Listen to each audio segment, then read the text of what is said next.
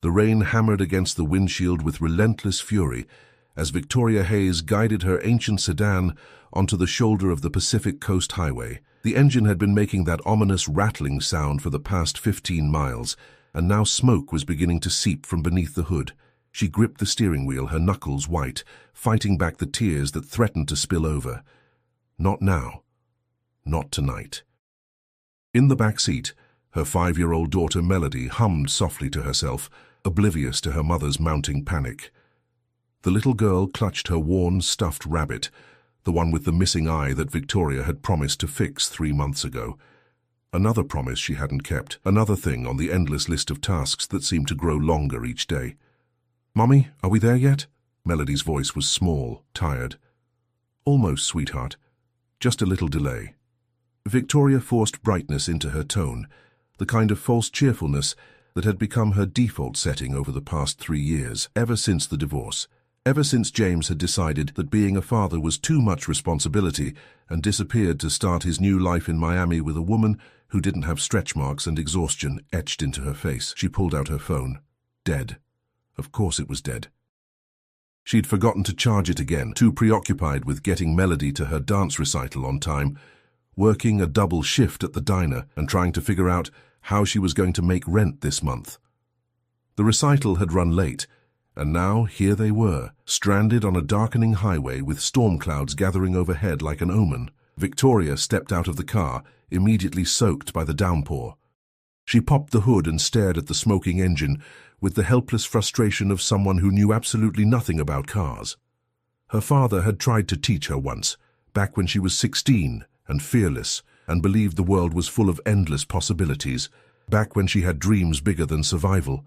The highway was nearly empty, just the occasional car speeding past, their drivers too focused on escaping the storm to notice a stranded woman and child. Victoria checked her watch. Nearly 8 o'clock. The darkness was settling in fast. That's when she saw the headlights slowing down behind her. A sleek black Mercedes pulled onto the shoulder, its pristine exterior gleaming even in the rain. Victoria's first instinct was wariness. She'd learned to be careful, especially alone with Melody, but desperation outweighed caution tonight. The driver's door opened, and a man stepped out. He was tall, dressed in an expensive suit that probably cost more than Victoria made in 3 months. He grabbed an umbrella from the car and walked toward her with purposeful strides. "Car trouble." His voice was deep, professional, the kind of voice accustomed to boardrooms and important decisions.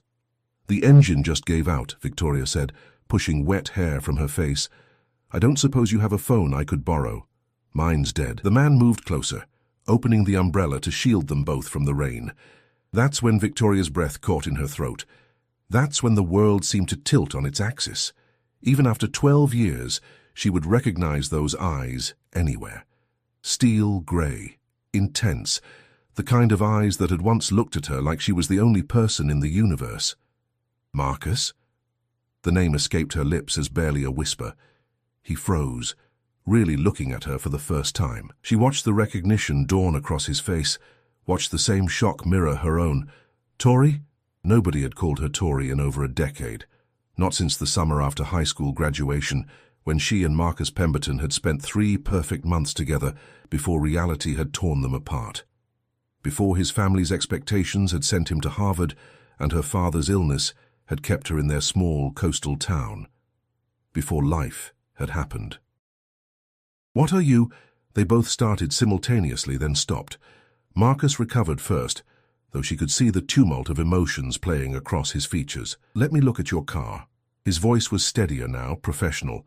He handed her the umbrella and moved to examine the engine. Victoria stood there, frozen in disbelief. Marcus Pemberton, the boy who had kissed her under the pier and promised they'd find a way to make it work. The boy whose letters she'd stopped answering after 6 months because the pain of loving someone in a different world had become unbearable. The boy who had become a man she'd occasionally seen in business magazines at the supermarket checkout. Marcus Pemberton, tech billionaire, youngest CEO of a Fortune 500 company, photographed at charity galas with beautiful women on his arm. And here he was, soaked by rain, examining her dying car engine. "Mommy," Melody's voice called from inside the car. "Who's that man?" Marcus's head snapped up at the word mommy. His eyes found Victoria's and she saw the questions there, the calculations. She saw him noticing her left hand, the absence of a wedding ring, the pale line where one used to be. "A friend," Victoria called back to Melody, though the word felt inadequate for what Marcus had once been to her. "Stay in the car, baby." Marcus straightened up, his suit now speckled with oil stains. "Your engine's blown." "This car isn't going anywhere tonight." He paused, seeming to wrestle with something. "Where were you headed?" "Home. We live about 20 miles north in Redwood Bay." "Redwood Bay," he repeated softly. The town where they'd met, where they'd fallen in love, where his family had owned a summer house they'd sold years ago. "I'll drive you." "Marcus, you don't have to." "Tori." He said her name like it meant something, like it carried weight. "It's pouring rain. Your daughter is in the car and it's getting dark. Let me help you." Pride warred with practicality. Pride lost. "Okay, thank you." She retrieved Melody from the back seat, introducing her to Marcus with careful casualness. "This is my daughter, Melody. Mel, this is Mr. Pemberton. He's going to give us a ride home." Marcus smiled at the little girl, and Victoria's heart twisted at the gentleness in his expression. "Nice to meet you, Melody. That's a beautiful name." "Thank you," Melody said with the solemn politeness Victoria had taught her.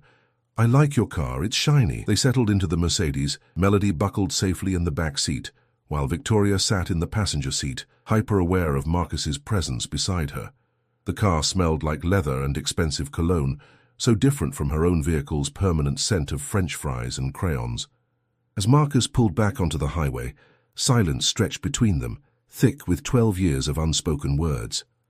"So," Marcus finally said, his eyes fixed on the road. "Married?" "Divorced. 3 years now." Victoria kept her voice neutral. "You?" "Never married. Engaged once about 5 years ago. Didn't work out." He glanced at her briefly. "Your daughter is beautiful. Thank you. She's my whole world." More silence. Then Marcus asked, "Are you still painting?" The question caught her off guard. He remembered. Of course he remembered. She used to paint for hours, dreaming of art school in New York, of galleries and exhibitions. Those dreams were in a box in her closet now, gathering dust alongside her old canvases. "Not really, no time anymore." She changed the subject quickly. "I read about your company, Pemberton Technologies. Pretty impressive." "It keeps me busy." His tone suggested he wanted to say more but didn't know how. The rest of the drive passed in fits of conversation, mostly about neutral topics: the storm, the changes in Redwood Bay, Melody's dance recital. But beneath it all, Victoria felt the current of everything unsaid, all the history they were carefully navigating around. When they finally pulled up to her small apartment building, Victoria felt a mix of relief and unexpected disappointment. The building looked particularly shabby next to the gleaming Mercedes, and she felt a flush of embarrassment at the visible gap between their lives. "Thank you," she said, unbuckling her seatbelt. "Really, Marcus, I don't know what we would have done if you hadn't stopped." "Tori, wait." His hand reached out, stopping just short of touching her arm. "Your car, you'll need it fixed or replaced." "Let me—" "No." The word came out sharper than she intended. "I appreciate the ride, but I can handle my own problems. I didn't mean to offend you." "You didn't, it's just—" She trailed off, unsure how to explain that accepting his help felt like admitting how far she'd fallen from the girl he'd once known, the girl with dreams and fire and a future that seemed limitless. Marcus nodded slowly, but she could see he wasn't satisfied with her answer. He reached into his jacket pocket and pulled out a business card. "At least take this, in case you need anything." Victoria took the card, their fingers brushing for just a moment. The contact sent an unexpected jolt through her, a reminder of how his touch had once made her feel alive in ways she'd never experienced since. "Goodbye, Marcus," she said softly, gathering Melody from the back seat. As she carried her sleeping daughter up the stairs to their apartment, Victoria couldn't help but look back.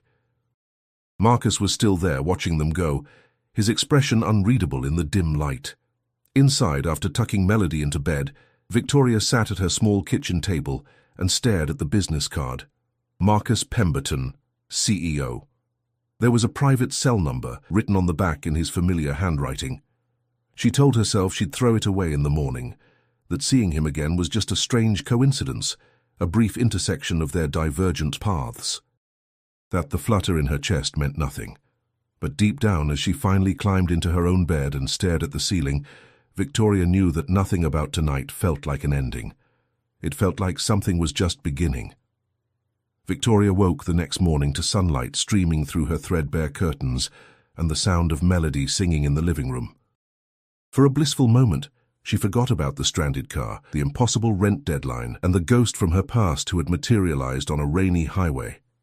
Then reality crashed back in. She dragged herself out of bed and found Melody arranging her stuffed animals in a circle, conducting what appeared to be a very serious tea party.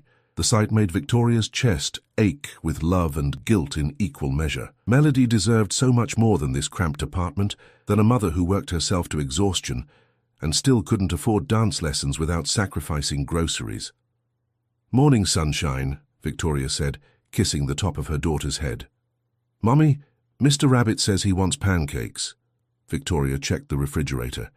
2 eggs, half a carton of milk going sour, and the last slice of bread. "How about toast with cinnamon sugar instead?" Melody's face lit up. Yes, the fancy breakfast. It amazed Victoria how little it took to make her daughter happy. Cinnamon sugar was fancy. A ride in a Mercedes had been an adventure. Children had a way of finding magic in the mundane, a skill Victoria had lost somewhere between her dreams and her divorce. After breakfast, she called her boss at the seaside diner to explain she'd be late. Her car had broken down. Rita, bless her, was understanding but firm. "You've got until the lunch rush, Vic. I'm short-staffed as it is." Victoria hung up and stared at Marcus's business card, which she'd propped against the salt shaker. She'd told herself she wouldn't call, that she'd figure it out on her own like she always did. Maybe she could borrow Mrs. Chen's car from downstairs. Maybe she could take the bus even though it would add 90 minutes to her commute. Her phone rang, startling her. Unknown number. "Hello?" "Tori, it's Marcus." His voice sent an unwelcome shiver down her spine. "I hope I'm not calling too early. I wanted to check if you and Melody got home safely last night." "We're fine. Thank you again for the ride." She kept her tone polite but distant. "About your car. I took the liberty of having it towed to a mechanic I know. Frank's auto shop on Harbour Street. He's expecting you." Victoria's grip tightened on the phone. "Marcus, I told you I didn't need—" "I know what you told me. But I couldn't sleep last night thinking about you stranded on that highway. Just talk to Frank, get an estimate. No obligations." He paused. "Please." Something in that last word, the vulnerability beneath the confidence, made her defenses crack slightly. "Fine. I'll talk to him. But Marcus, I mean it. I can take care of myself." "I never doubted that."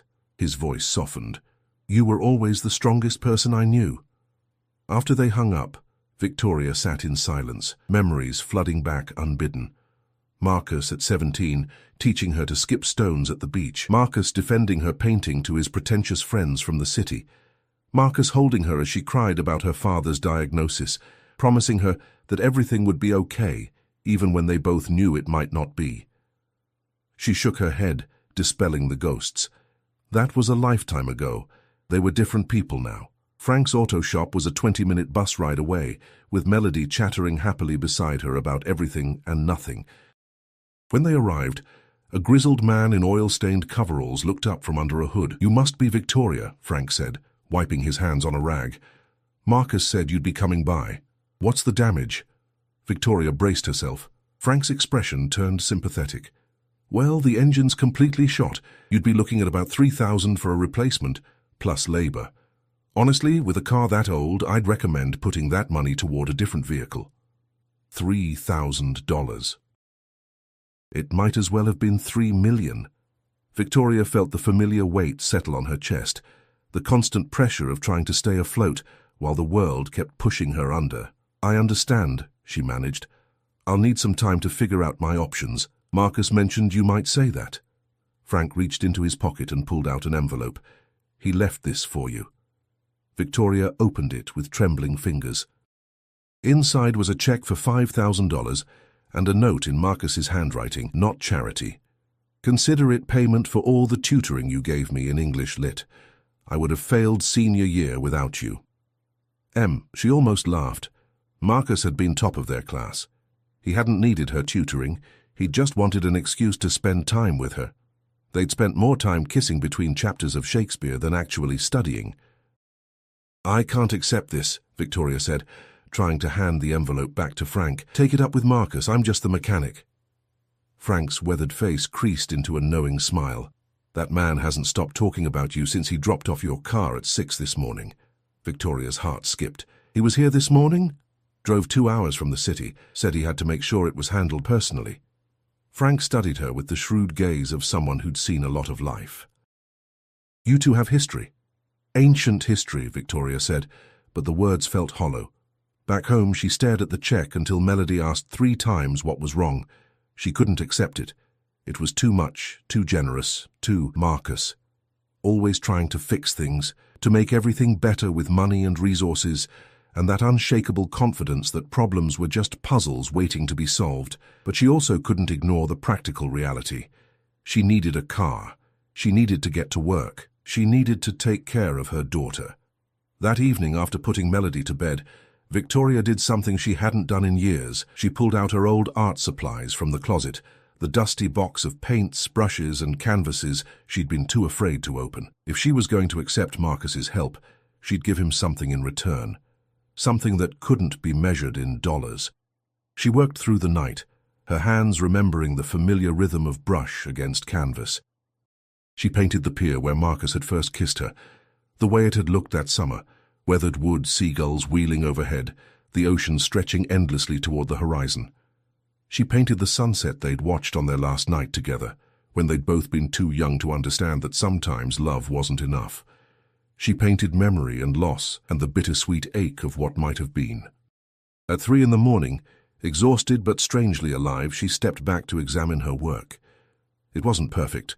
Her skills were rusty after years of neglect, but it was honest. It was real. 2 days later, she stood outside Pemberton Technologies headquarters in the city, the painting wrapped carefully in brown paper under her arm. The building was a gleaming tower of glass and steel, intimidating in its modern perfection. Victoria felt distinctly out of place in her diner uniform, having come straight from her shift. The receptionist looked at her with barely concealed skepticism. "Do you have an appointment?" "No, but could you tell Mr. Pemberton that Tori is here? He'll know who I am."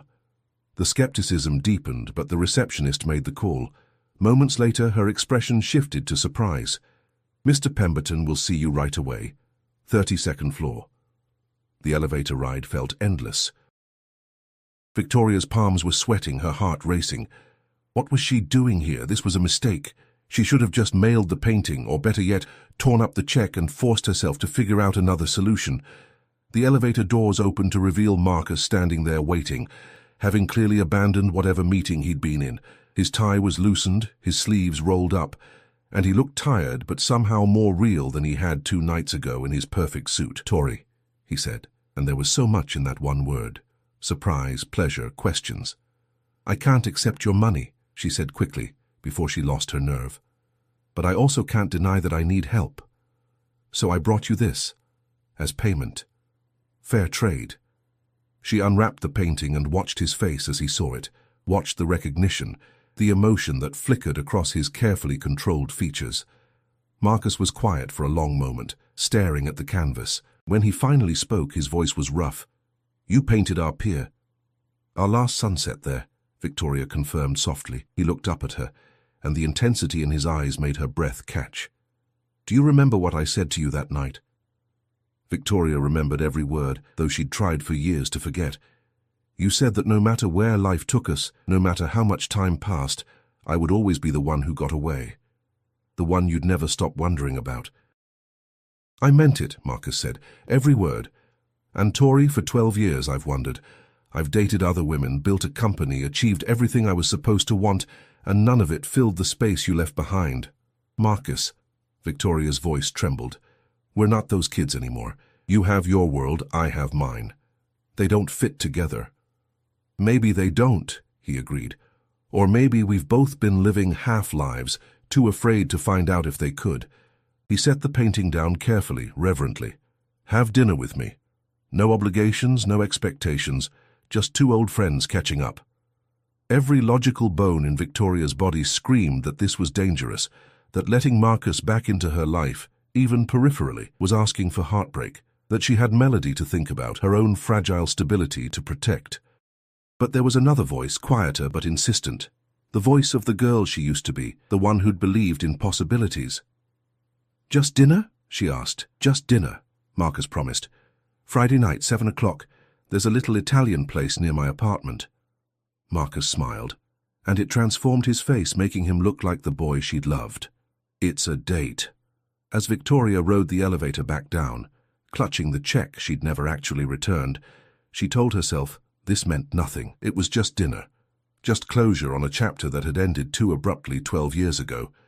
But her reflection in the elevator's mirrored walls showed the truth she couldn't quite admit. She was smiling in a way she hadn't smiled in years, and somewhere deep inside, despite all her defenses, hope was beginning to bloom. Friday arrived faster than Victoria expected, bringing with it a tornado of anxiety she hadn't anticipated.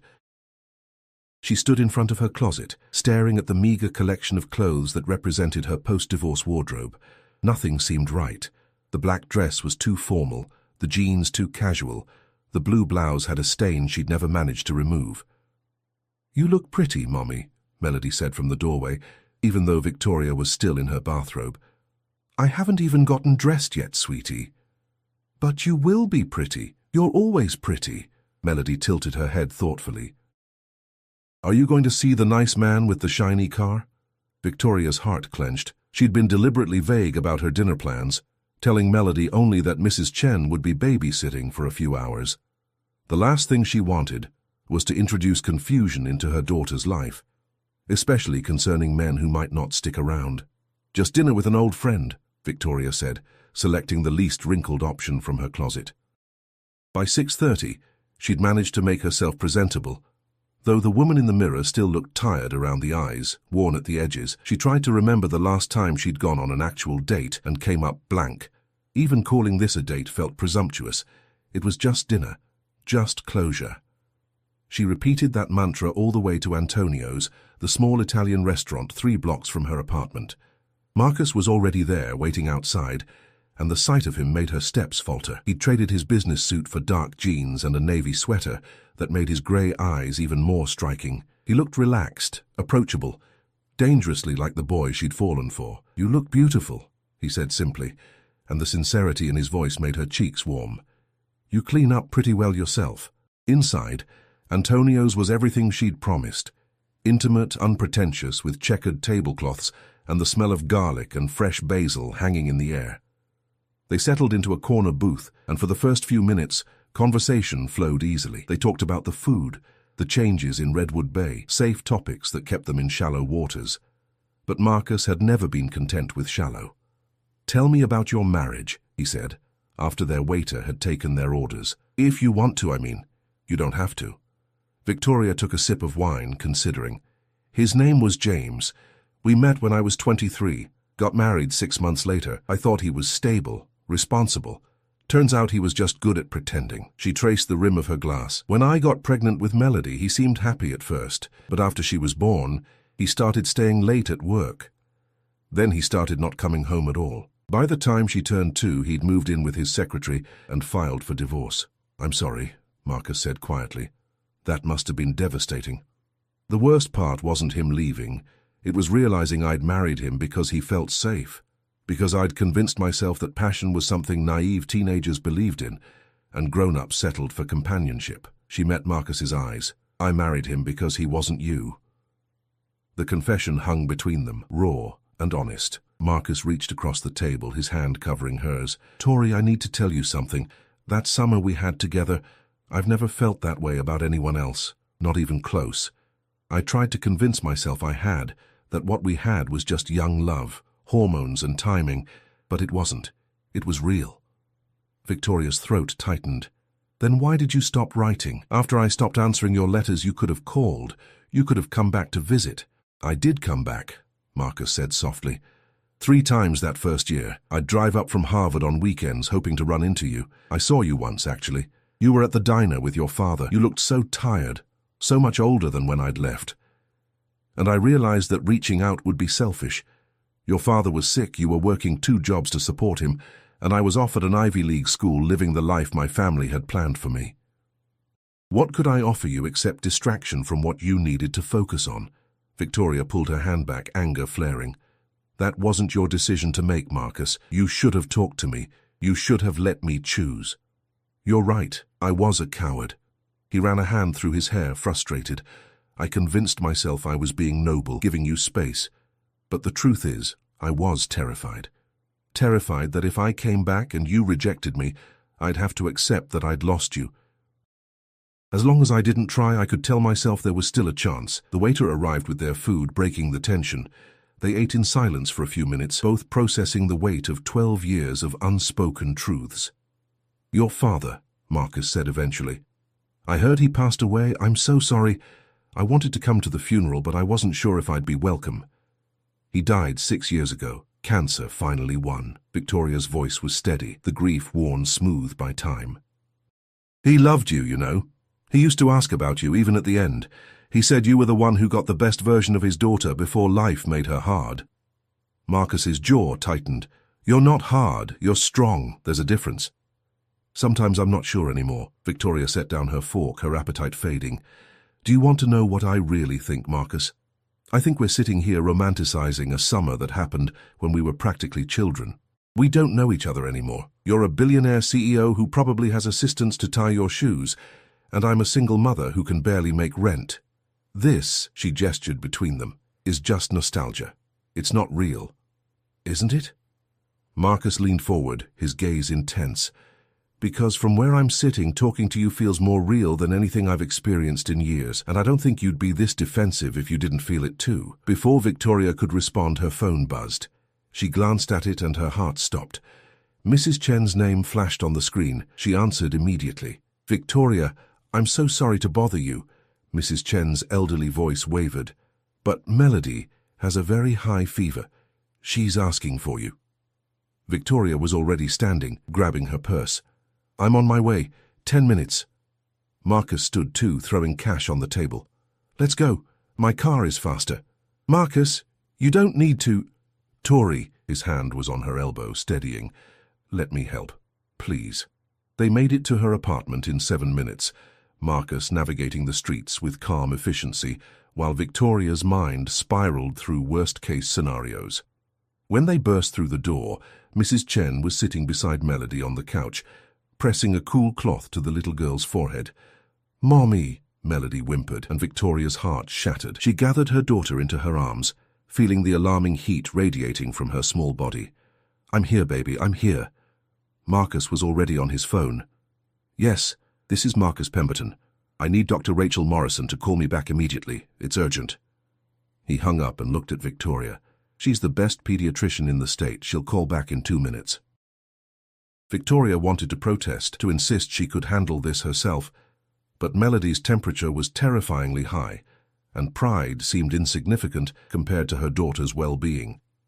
True to Marcus's word, his phone rang 90 seconds later. He spoke quietly with the doctor, describing Melody's symptoms with surprising detail. The fever, the lethargy, the fact that she'd complained of a sore throat earlier in the week, according to Mrs. Chen. She says it sounds like strep throat, Marcus relayed, covering the phone. She's calling in a prescription to the 24-hour pharmacy on Main Street, antibiotics and fever reducer. She'll see Melody first thing tomorrow morning to confirm, but we should get the medicine into her tonight. I don't have a car, Victoria said, the words bitter in her mouth. The pharmacy is 2 miles away, and I can't leave her. I'll go, Marcus said immediately. You stay with Melody. Text me her weight for the dosage. He was gone before Victoria could form a coherent response, leaving her alone with Mrs. Chen, who was gathering her things to leave. He's a good man, the elderly woman said, patting Victoria's hand. The way he looked at you when you came through that door, that's not how a man looks at an old friend. That's how a man looks at his whole world. After Mrs.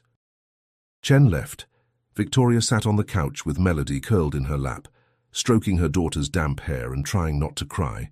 This was her life, constantly teetering on the edge of disaster, always one crisis away from collapse. What had she been thinking, having dinner with Marcus, entertaining fantasies that their worlds could somehow align? Marcus returned 20 minutes later with a pharmacy bag and something else, a stuffed unicorn with a sparkly horn. The pharmacist's daughter recommended it, he said sheepishly. Said it helps with the medicine-taking process. Despite everything, Victoria smiled. She administered the medication while Marcus distracted Melody with the unicorn, making it talk in a ridiculous voice that coaxed a weak giggle from the sick little girl. "The unicorn says you need to rest now," Marcus said gently, tucking the toy beside Melody. "She'll stand guard and make sure no fever monsters bother you." Melody's eyes were already drifting closed. "Will you be here when I wake up?" she asked, and Victoria's breath caught, unsure if her daughter was asking her or Marcus. Marcus glanced at Victoria, a question in his eyes. She found herself nodding. "I'll be here," he promised. They moved to the small kitchen, leaving Melody's bedroom door open so they could hear her. Victoria made coffee with shaking hands, the adrenaline crash hitting her hard. "Thank you," she said quietly. "For everything tonight. The doctor, the medicine, She gestured helplessly, unable to articulate the magnitude of what his presence had meant. "Tori, I need to tell you something." Marcus's voice was serious, and when Victoria turned to look at him, she saw conflict etched across his face. "That dinner tonight, all those things I said, I meant them. But there's something you should know, something that changes everything." Victoria's stomach dropped. "What?" "5 years ago, when I was engaged, her name was Amanda Sterling. We met at a charity gala, dated for 8 months, got engaged. The wedding was planned, invitations ordered." He paused, his jaw tight. "Then one day, I was going through some old boxes at my parents' house, and I found all the letters you sent me that first semester, every single one. I spent the whole night reading them, remembering, and I realized I was about to marry someone I didn't love because I was still in love with a memory." "What did you do?" Victoria whispered. "I called off the wedding 3 weeks before the ceremony. Broke Amanda's heart. My family was furious. Her father was a major investor in my company. It cost me millions in business relationships." He met her eyes. "But it was the first honest thing I'd done in years." "I couldn't marry her while loving you." Victoria's world tilted. "Marcus, that was 5 years ago. You could have what? Tracked you down, showed up and disrupted your life. I didn't know if you were married, happy, wanted nothing to do with me. So I threw myself into work, built my company into something even bigger, and told myself that eventually the feeling would fade." His laugh was hollow. It never did. "Why are you telling me this now?" Victoria asked, though part of her already knew. "Because seeing you again, being here with you and Melody, I can't pretend anymore. I can't do casual dinner and closure. I'm still in love with you, Tori. I've been in love with you for 12 years, and I don't think that's ever going to change." The confession hung in the air between them, enormous and terrifying and impossibly real. Victoria opened her mouth to respond, but no words came. How could she explain that her heart was simultaneously soaring and breaking, that she wanted nothing more than to fall into his arms, but was terrified of what that would mean for her carefully constructed life? A soft cry came from Melody's room, and Victoria immediately went to her daughter, grateful for the interruption. Melody was still asleep, just shifting restlessly. Victoria adjusted her blankets and pressed her lips to the little girl's forehead. The fever was already starting to break. When she returned to the kitchen, Marcus was standing by the window, his back to her, shoulders tense. "I should go," he said without turning around. "Let you get some rest." "Marcus, wait." Victoria's voice stopped him. I need time. To think, to figure out what this means." He turned to face her, and the vulnerability in his expression made her chest ache. "Take all the time you need. I've waited 12 years. I can wait a little longer." After he left, Victoria sank onto the couch and let the tears finally fall. She cried for the girl she'd been, for the life she'd imagined, for all the years lost to fear and circumstance. She cried because Marcus Pemberton had walked back into her life and reminded her of who she used to be. And she didn't know if that girl still existed beneath all the survival and compromise. But most of all, she cried because somewhere in the depths of her defended, exhausted heart, she knew the truth she'd been running from since that rainy night on the highway. She'd never stopped loving him either. The next 2 weeks passed in a strange limbo. Marcus kept his promise to give Victoria space, but his presence was felt in quieter ways. Dr. Morrison refused to charge for Melody's follow-up appointment, mentioning only that it had been taken care of. A new car appeared in Victoria's assigned parking spot, not flashy, just a reliable Honda with a note that read, "Consider it a long-term loan. No strings attached." Victoria wanted to refuse, to march to his office and tell him she didn't need his charity. But Melody needed to get to school, Victoria needed to get to work, and the bus route had been cut due to budget constraints, so she kept the car and told herself it meant nothing. Except it did mean something. Everything Marcus did meant something. Rita noticed the change immediately. "You've been distracted for 2 weeks, her boss observed during a slow Tuesday afternoon at the diner, "and you keep checking your phone like you're expecting a call. So who is he?" "It's complicated," Victoria said, refilling the salt shakers with more force than necessary. "Honey, it's always complicated. The question is whether it's worth the complication." That night, after putting Melody to bed, Victoria finally did what she'd been avoiding. She pulled out her laptop and searched for Marcus Pemberton. The results were overwhelming. Pages of articles, interviews, photographs. She clicked on a recent profile in a business magazine. The article painted a picture of a driven, brilliant CEO who'd revolutionized sustainable technology. But what caught Victoria's attention was a quote near the end. When asked about his personal life, Pemberton grows evasive. "Success in business is straightforward," he says. "You identify a problem and solve it. Matters of the heart are more complex. Sometimes you solve the problem too late, and the solution doesn't matter anymore." Victoria closed the laptop, her heart racing. She thought about the past 12 years, the choices she'd made, the dreams she'd abandoned, the life she'd built from the ruins of her father's death and her failed marriage. She'd convinced herself that survival was enough, that wanting more was selfish when she had Melody to think about. But was she really protecting her daughter by teaching her that love was a luxury they couldn't afford? Or was she passing down her own fears, showing Melody that playing it safe was more important than taking chances? The next morning, Victoria made a decision. She called the diner and used a sick day for the first time in 3 years. Then she dropped Melody at kindergarten, got in the Honda that smelled faintly of new car and Marcus's cologne, and drove to the city. Pemberton Technologies was just as intimidating in daylight, but Victoria walked through the doors with more confidence than she'd felt during her last visit. The same receptionist looked up, recognition flickering across her face. "I need to see Marcus," Victoria said, "and before you ask, no, I don't have an appointment, but tell him Tori is here, and this time I'm not leaving until we talk." 5 minutes later, she was in the elevator, her heart pounding so hard she could hear it. The doors opened to reveal Marcus's assistant, a polished woman in her 40s who smiled warmly. "Miss Hayes, Mr. Pemberton is in a meeting with the board, but he asked me to bring you to his office. He said he'd be done in 10 minutes. She led Victoria down a corridor lined with modern art. "Between you and me, I've never seen him cut a board meeting short. You must be important." Marcus's office was stunning, floor-to-ceiling windows overlooking the city, minimalist furniture, shelves lined with awards and patents. But what drew Victoria's attention was the painting hanging behind his desk. Her painting, the pier, the sunset, their last night together. He'd framed it. He'd hung it in the most prominent place in his office, where he'd see it every single day. "I was hoping you'd come back." Victoria turned to find Marcus in the doorway, having ditched his suit jacket somewhere. He looked tired, hopeful, terrified, all the things she felt. "You hung my painting," she said, because it was easier than saying what she'd really come to say. "It's the first thing I look at every morning and the last thing I see before I leave at night." He closed the door behind him, giving them privacy. "Tori, these past 2 weeks have been torture. I know I said I'd give you space, but not talking to you, not seeing you, it's killing me."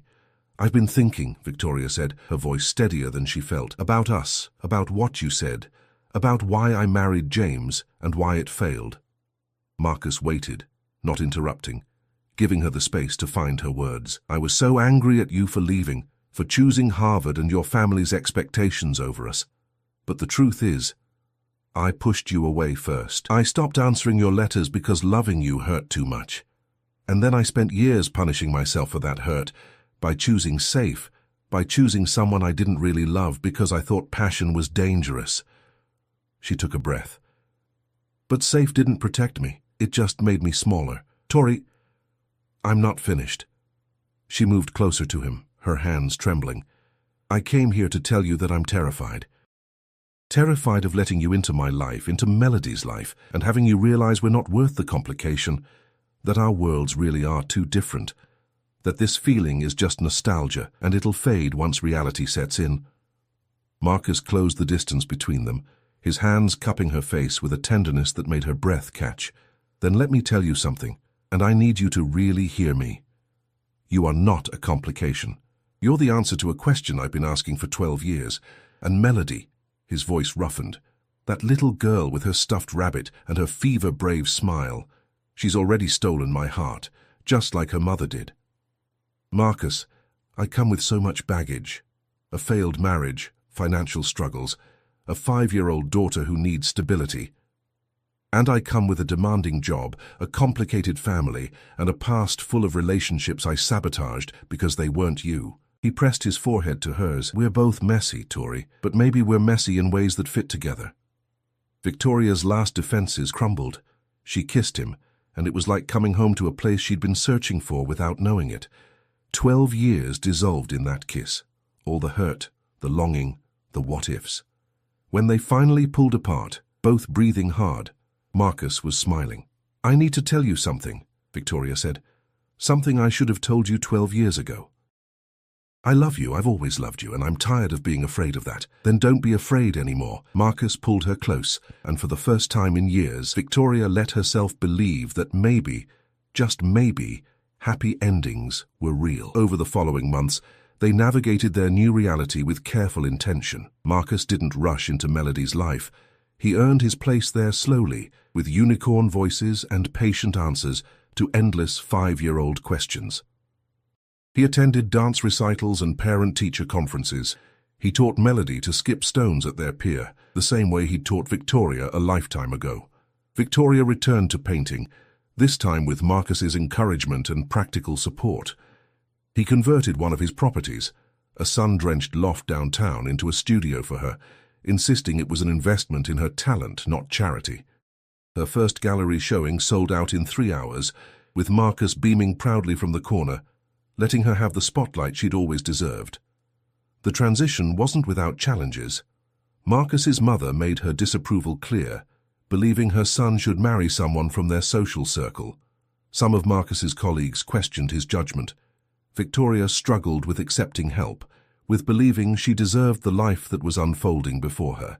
But they worked through it together, learning to communicate, to compromise, to build something new from the foundation of who they'd been and who they'd become.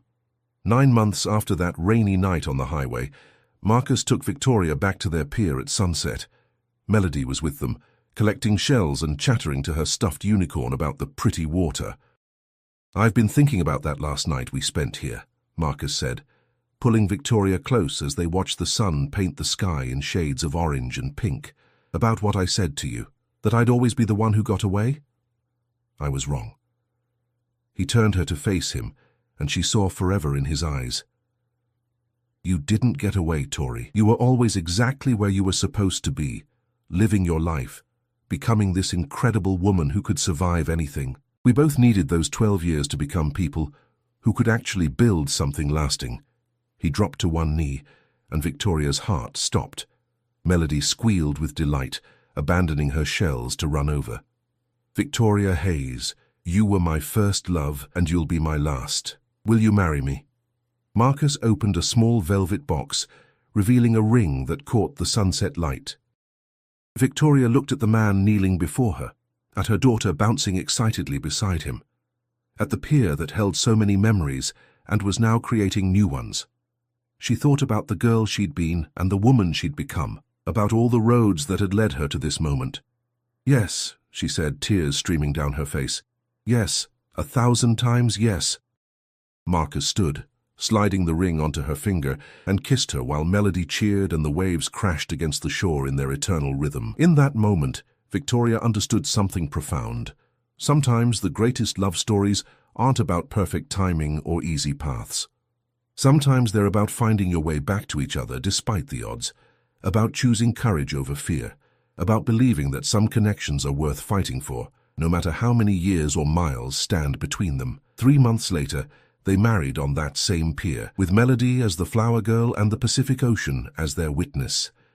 Victoria wore a simple white dress and carried wildflowers. Marcus cried during his vows. It was imperfect and beautiful and exactly right. As the photographer called for family photos, Victoria watched Marcus lift Melody onto his shoulders, her daughter giggling as she grabbed his hair for balance. He'd legally adopted her the week before, insisting that Melody deserved a father who would never leave, who would choose her every single day. "What are you thinking about?" Marcus asked later, as they swayed together during their first dance. Victoria smiled up at him, at this man who'd stopped to fix a stranger's car and found his future in the process. "I'm thinking about second chances, about how the universe sometimes gives us exactly what we need, exactly when we need it, even if we don't recognize it at first." "Poetic," Marcus teased him, "but that's my artist wife for you." "Wife." The word sent a thrill through her. "Your turn." "What are you thinking about?" Marcus pulled her closer, his voice dropping to that intimate tone meant only for her. "I'm thinking that 12 years ago, I let you go because I thought it was the right thing to do. And I'm thinking that I'll spend the rest of my life making sure you never doubt that choosing us, choosing me, was the right decision." "I don't doubt it," Victoria said softly. "Not anymore." As they danced beneath the stars, surrounded by friends and family and the endless possibility of their future together, Victoria finally understood what true happiness felt like. It wasn't about perfect circumstances or easy paths. It was about finding someone who saw all of you, the scars and the dreams, the failures and the strengths, and chose to stay anyway. Marcus Pemberton had stopped to fix a single mother's car on a rainy highway. But what he'd really done was fix two broken hearts that had been waiting 12 years to beat in sync again. And in the end, that made all the difference.